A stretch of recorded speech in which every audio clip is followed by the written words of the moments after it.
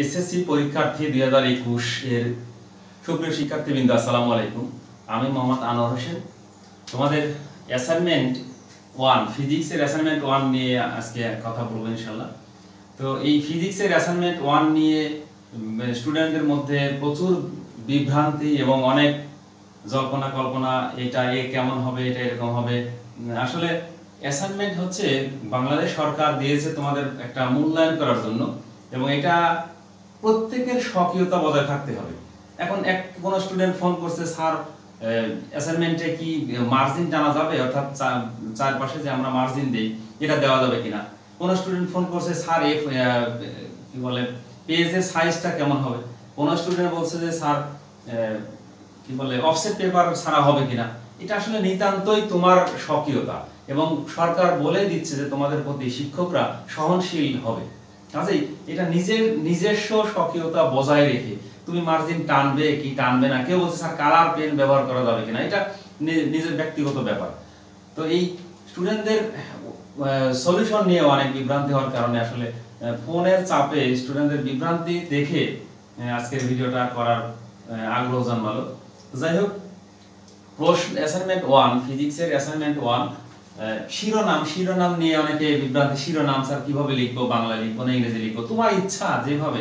অর্থাৎ এটা হচ্ছে তোমার নিজস্বতা, এটার উপরে নম্বরিং করা হবে। অর্থাৎ একটা পরপর সিরিয়ালি যদি একই প্রত্যেকটা খাতায় একই রকম উপস্থাপনা থাকে, তাহলে শিক্ষকরা বিভ্রান্ত হয়ে যাবে এবং তোমাদের স্বকীয়তা অর্থাৎ নিজস্ব যে একটা সৃজনশীলতা সেটা বজায় থাকবে না। তোমার যেভাবে খুশি বইয়ে অধ্যায়ের নাম দেওয়া আছে ভৌত রাশি পরিমাপ, তুমি ভৌত রাশি পরিমাপ নিবে নিঃসন্দেহে, কোনো সমস্যা নেই। যাই হোক, প্রশ্ন নিয়ে আলোচনায় আমি যাচ্ছি না। প্রশ্ন তোমরা ইতিমধ্যে ভালো করে আশা করি পড়ে ফেলেছো। প্রশ্নটা বারবার পড়বে এবং আমি সরাসরি সলিউশনে চলে যাচ্ছি। আমাদের সৃজনশীলের ক নাম্বারে বলা হচ্ছে অ্যাসাইনমেন্ট 1 এর সৃজনশীল কতে বলা হচ্ছে যে উদ্দীপকে দেওয়া রয়েছে যে একটি মান 160 গ্রাম পার মিটার স্কয়ার। অর্থাৎ বলা হচ্ছে কাগজের মান যে একক দিয়ে মাপা হচ্ছে তার মাত্রা কত হবে। তোমরা আমার একটি ক্লাস আছে যে একক এবং মাত্রা নিয়ে, এই ক্লাসটা দেখে আসতে পারো। আমি ডেসক্রিপশনে লিংক দিয়ে দিব। তো এখানে দেখো, আমি সরাসরি যাচ্ছি যে একক রয়েছে গ্রাম পার মিটার স্কয়ার। তো এটা স্বাভাবিকভাবে গ্রাম, এটা কিসের একক? ভরের একক। তাহলে এটা সমান আমরা লিখতে পারি যে ভর আর মিটার স্কয়ার। মিটার কিসের একক? দৈর্ঘ্যের একক। তাহলে দৈর্ঘ্য স্কয়ার। তাহলে এখন স্বাভাবিকভাবেই এটা আমরা আগে শিখে আসছি যে এই ভরের মাত্রা কত হবে, দৈর্ঘ্যের মাত্রা কত হবে। তাহলে এখন মাত্রা হবে ভরের মাত্রা আমরা জানি ক্যাপিটাল এল, দৈর্ঘ্যের মাত্রা দৈর্ঘ্যের ইংরেজি যেহেতু লেন্থ, তাহলে এল স্কয়ার। এটাকে আমরা এইভাবে লিখতে পারি এম এল ইনভার্স 2। খুবই সিম্পল একটা ব্যাপার। এবং দেখো খ নাম্বারে বলা হচ্ছে যে এককটা রয়েছে বলছে কিলোগ্রামে মাপলে এই মানের একক কি পাওয়া যাবে। তাহলে এখন এখানে কিলোগ্রামে যদি মাপা হয়, এখানে গ্রামে মাপা হচ্ছে, কিলোগ্রামে মাপলে একক কি হবে। তো আবার আসি, একক সমান দেয়া রয়েছে, এখানে মানটা আমরা সরাসরি লিখতে পারি যে দেয়া রয়েছে 160 গ্রাম পার মিটার স্কয়ার। এখানে আবার কিছু শিক্ষার্থীর মধ্যে কনফিউশন যে স্যার এখানে বাংলায় লেখা আছে, তাহলে আমরা কি সংখ্যাগুলো বাংলায় লিখবো না ইংরেজি লিখবো। নরমালি ফিজিক্সের অঙ্ক করার সময় ইংরেজিতে লেখা হয়। তো এইখানে বাংলা রয়েছে, তোমরা বাংলায় লিখবে। বাংলাদেশ সরকার প্রশ্নের উপরে যেটা ছাপা হয়ে গেছে তুমি সেটাই দিবে, কোনো সমস্যা নেই। 160 গ্রাম পার মিটার স্কয়ার। তাহলে গ্রাম, এটা যদি বলছে কিলোগ্রামে প্রকাশ করতে, তাহলে গ্রামকে কিলোগ্রামে প্রকাশ করতে আমরা 1000 দিয়ে ভাগ করব, কারণ 1000 গ্রাম সমান 1 কিলোগ্রাম। তাহলে এই 160 ভাগ 1000 এটা যদি ভাগ করি তাহলে কিলোগ্রাম হয়ে যাবে এবং মিটার স্কয়ার। তাহলে 160 কে যদি 1000 দিয়ে ভাগ করি তাহলে 0.16 কিলোগ্রাম পার মিটার স্কয়ার। তাহলে এটা হচ্ছে খ নাম্বারের উত্তর।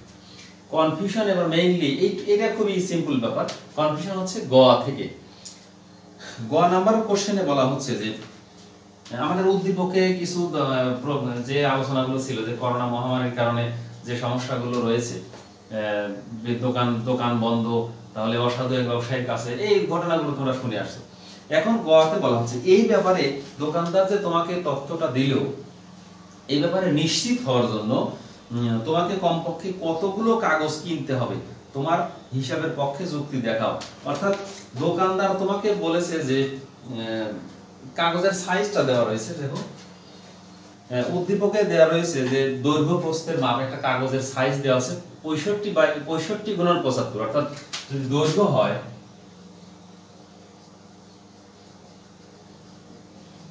75 সেন্টিমিটার, অর্থাৎ সেন্টিমিটারকে যদি আমরা 100 দিয়ে ভাগ করি তাহলে মিটার পেয়ে যাব, অর্থাৎ 0.75 মিটার, এবং প্রস্থ 65 সেন্টিমিটার অর্থাৎ 0.65 মিটার। তাহলে ক্ষেত্রফল কত পাবো? 0.75 গুণন 0.65 এত মিটার স্কয়ার।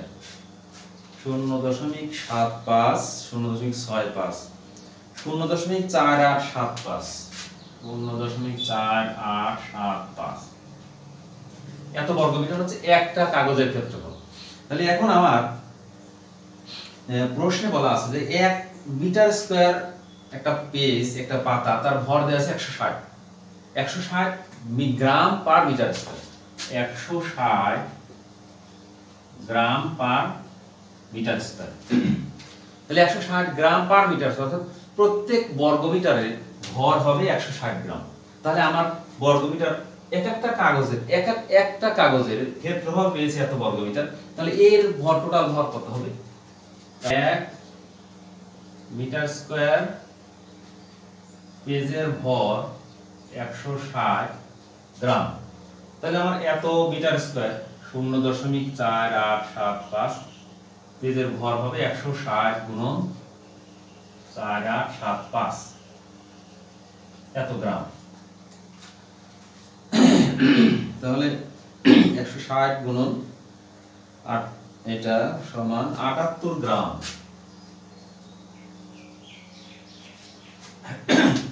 তাহলে 78 গ্রাম, এটা হচ্ছে একটা কাগজের ভর। এখন আমার কোশ্চেনে বলা হচ্ছে যে তোমার বাসায় যে ফিতা রয়েছে, তুমি যে দোকানদারের কথাটা যাচাই করবে, সত্যতা যাচাই করবে নিশ্চিত হওয়ার জন্য, তাহলে তোমার বাসায় যে ফিতা রয়েছে সেই ফিতা দিয়ে 2 সেন্টিমিটারের কম মাপা যায় না, এবং যে ভর রয়েছে সেই ভরটা হতে হবে 20 এর গুণিতক। তাহলে এই পাতার মাপ দেওয়া ছিল 75 সেন্টিমিটার, তা 75 কে 2 দিয়ে ভাগ করা যায় না, তাহলে আমি 2 এর গুণিত 75 যেহেতু 2 এর গুণিতক না, তাহলে 2 দিয়ে মাপবো কিভাবে? এই প্রস্থ 65 সেন্টিমিটার, এটাও 2 দিয়ে মাপা সঠিক সম্ভব না, এবং 2 সেন্টিমিটার নিচে মাপা যায় না। তাহলে এইগুলো দিয়ে আমি পরিমাপ করতে পারছি না, অর্থাৎ আমার ফিতাটা এখানে কোনো কাজে আসছে না। তাহলে আমার এখানে ভর দিয়ে মাপার চেষ্টা করব, এবং এই যে ভর 78 গ্রাম, এটা একটা কাগজের ভর, তাহলে আমার কমপক্ষে 20 এর গুণিতক হতে হবে। তাহলে সর্বনিম্ন কতগুলো কাগজ হলে আমি এই আমার যে 20 এর গুণিতক মাপা যাবে সেই বস্তু দিয়ে আমি এটা মাপতে পারবো। তাহলে এই 20 এর গুণিতক দেখো, এটা হচ্ছে একটা কাগজের ভর, অর্থাৎ একটি কাগজের ভর 78 গ্রাম। দুইটি কাগজের ভর কত হবে? 78 গুণন 2, 78 গুণন 2 অর্থাৎ 156 গ্রাম। এটা 20 এর কখনোই 20 এর গুণিতক হবে না, লিখে দিতে পারো যা 20 এর গুণিতক নয়। যদি বলি তিনটি কাগজের ভর কত হবে? 78 গুণন 3 অর্থাৎ 78 গুণন 3 234 গ্রাম, যা 20 এর গুণিতক নয়। তাহলে এইভাবে যদি আমি যেতে থাকি যে 4টি কাগজের ভর কত, 5টি কাগজের ভর কত, তাহলে এইভাবে যেতে যেতে আমি একসময় দেখব। আমার একটা জিনিস আমাদের মাথায় রাখতে হবে যে যদি আমি 20 এর গুণিতক পেতে চাই, 20 এর গুণিতক, মাইন্ড ইট, 20 এর গুণিতক যদি পেতে চাই তাহলে অবশ্যই নট 2 এর গুণিতক, 20 এর গুণিতক পেতে গেলে আমাকে অবশ্যই যে সংখ্যা এখানে পাবো এই যে 156 234, এখানে অবশ্যই একটা এককের জায়গায় শূন্য থাকতে হবে। এককের জায়গায় শূন্য না হলে সেই সংখ্যা কখনো 20 এর গুণিতক হবে না। তাহলে এইভাবে আমি 3 4 5 6 7 এভাবে যদি যেতে থাকি তাহলে আমি একসময় দেখবো 9 পর্যন্ত যদি যাই তাহলে এখানে শূন্য পাওয়ার কোনো পসিবিলিটি নাই। 5 এর ক্ষেত্রে শূন্য পেতে পারি কিন্তু সেই সংখ্যাটা 20 এর গুণিতক হবে না। তো এইবার সবগুলো দেখানো সম্ভব না। আমি যদি 10 এর গুণিতক নেই, সর্বনিম্ন 10 এর গুণিতক, সরি 10টি পেপার নেই, অর্থাৎ এইভাবে যেতে থাকলে একসময় দেখা যাবে যে 10টি কাগজের ভর 78 গুণন 10 780 গ্রাম, যা 20 এর গুণিতক। তাহলে এই যে আমরা 10টি কাগজ নিলে মানে সর্বনিম্ন সবচেয়ে কম, এর চেয়ে বেশি আরো হবে, সবচেয়ে কম 10টি কাগজ নিলে আমি যে সংখ্যাটা পাবো আমার পেপারের ভর হবে 780 গ্রাম, এটাকে আমি আমার বাসায় যে মাপার নিক্তি রয়েছে সেটাতে আমি মাপতে পারবো। তাহলে এখানে এই 780 গ্রাম নিলে এটা 20 এর গুণিতক হবে এবং এটা হচ্ছে আমার কমপক্ষে কাগজের পরিমাণ, সর্বনিম্ন কাগজের পরিমাণ, যে 10টি কাগজ মিলে আমি মাপ সঠিকভাবে দোকানদারের কথার সত্যতা সম্পর্কে নিশ্চিত হতে পারবো। সুতরাং সিদ্ধান্ত হচ্ছে যে ন্যূনতম পেজের সংখ্যা হবে 10টি। কাগজের প্যাকেটটির গায়ে যদি মান লেখা থাকে 120 প্লাস মাইনাস 0.5 গ্রাম পার মিটার স্কয়ার, তার অর্থ হচ্ছে মানটি আসলে 119.5 থেকে 120.5 এককের মাঝে রয়েছে। এখানে চূড়ান্ত ত্রুটির মান 0.5 একক। তোমার নির্ণীত মানের কতটুকু সূক্ষ্ম বা নির্ভুল এটা তোমাকে নির্ণয় করতে হবে। অর্থাৎ তুমি যে মান নির্ণয় করেছো সেটা কতটুকু নির্ভুল মান আমরা অলরেডি পেয়ে গিয়েছি যে আমি সর্বনিম্ন 10টি কাগজ কিনবো এবং যার ভর হবে 780 গ্রাম। তাহলে এখানে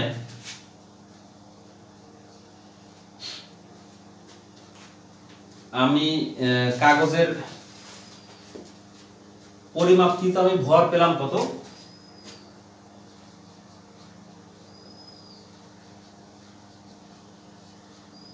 780 গ্রাম। তাহলে আমি ভর পেয়েছি 780 গ্রাম। তাহলে এখন এই 780 গ্রাম ভর এবং কাগজ সংখ্যা পেয়েছি কয়টা, 10টা। তাহলে মোট দৈর্ঘ্য কত হবে, 10টা কাগজ যদি আমি পরপর এইভাবে সাজাই, দৈর্ঘ্য বরাবর 10টা কাগজ যদি সাজাই তাহলে দৈর্ঘ্য হবে 750 এবং এটা যদি এই দিকে বসাই তাহলে প্রস্থ হবে 65 গুণন 10, অর্থাৎ পরিমাপকৃত দৈর্ঘ্য 75 গুণন 10 750 মিটার, পরিমাপকৃত প্রস্থ পাবো 65 গুণন 10 অর্থাৎ 650 মিটার।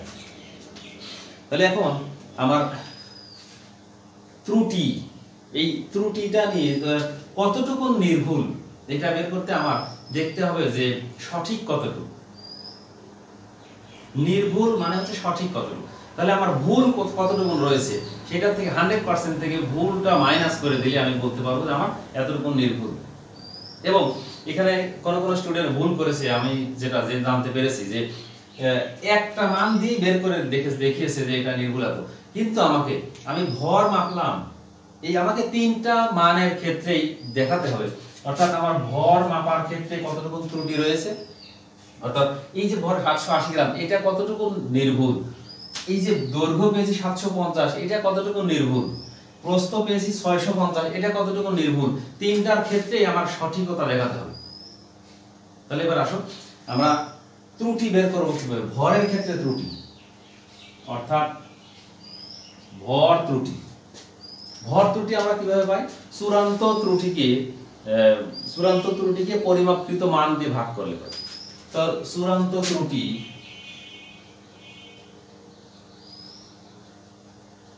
ভাগ পরিমাপকৃত মান গুণন 100%।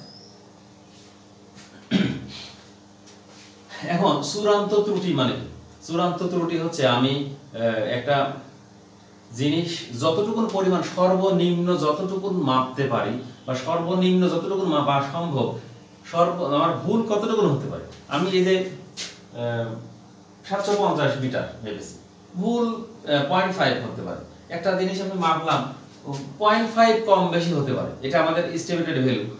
তো আমরা ভর মাপতে পারি 20 গ্রাম, 20 গ্রাম 20 এর গুণিত 20 গ্রাম দিয়ে আমাদের ভর মাপা সম্ভব। তাহলে আমার চূড়ান্ত ত্রুটি কতটুকু হতে, সর্বোচ্চ 10 হতে পারে। তাহলে আমি যদি ধরি যে চূড়ান্ত ত্রুটি হচ্ছে 10 আর পরিমাপকৃত মান, ভরের ক্ষেত্রে পরিমাপকৃত মান পেয়েছি 780 গুণন 100%। তো এটা যদি মান নির্ণয় করি, এটা আসবে হচ্ছে 10 গুণন 100 ভাগ 780, 1.28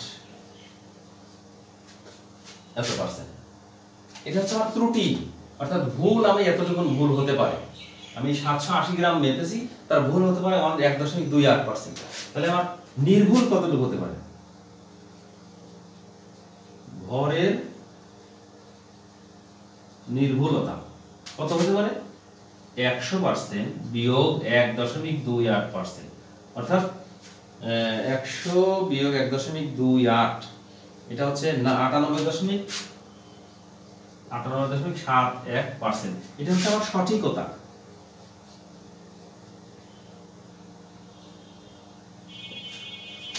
তাহলে ভরের ক্ষেত্রে, ভর যে মেপেছি আমি, ভরের ক্ষেত্রে আমার 98.71%, এটা হচ্ছে সঠিকতা, এটা আমি নির্ভুল।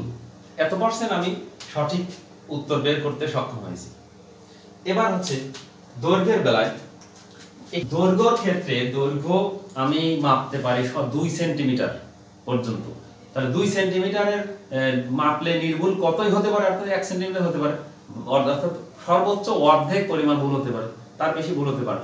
তাহলে দৈর্ঘ্য ত্রুটি হতে পারে, চূড়ান্ত ত্রুটি 1, পরিমাপকৃত মান পেয়েছি 750 গুণন 100%, এটা হবে 100 ভাগ 750, 0.13%।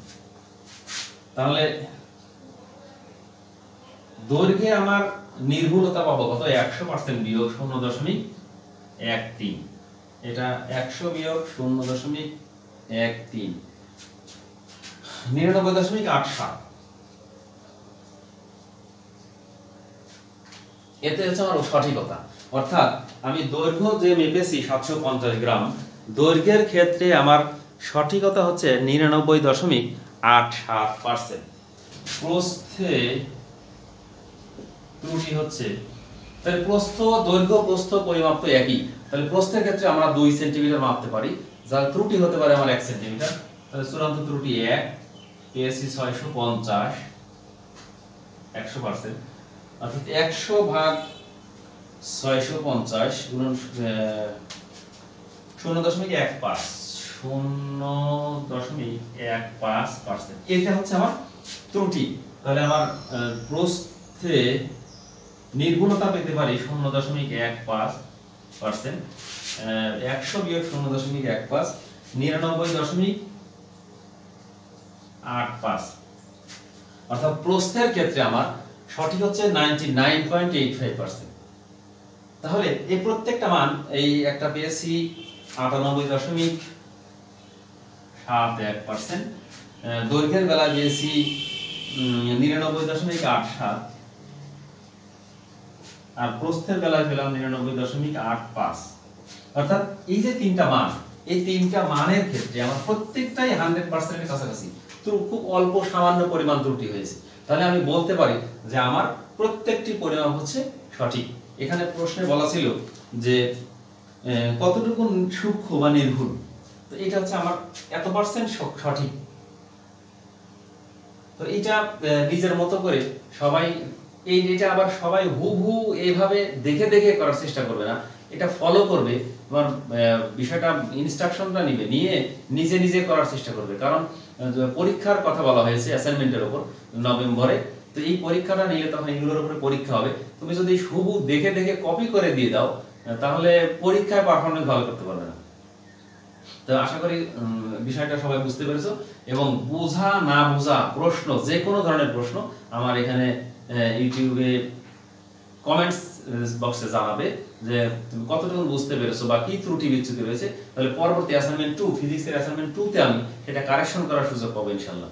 তো পরবর্তী অ্যাসাইনমেন্ট 2 তে তোমাদের স্বাগত জানাচ্ছি।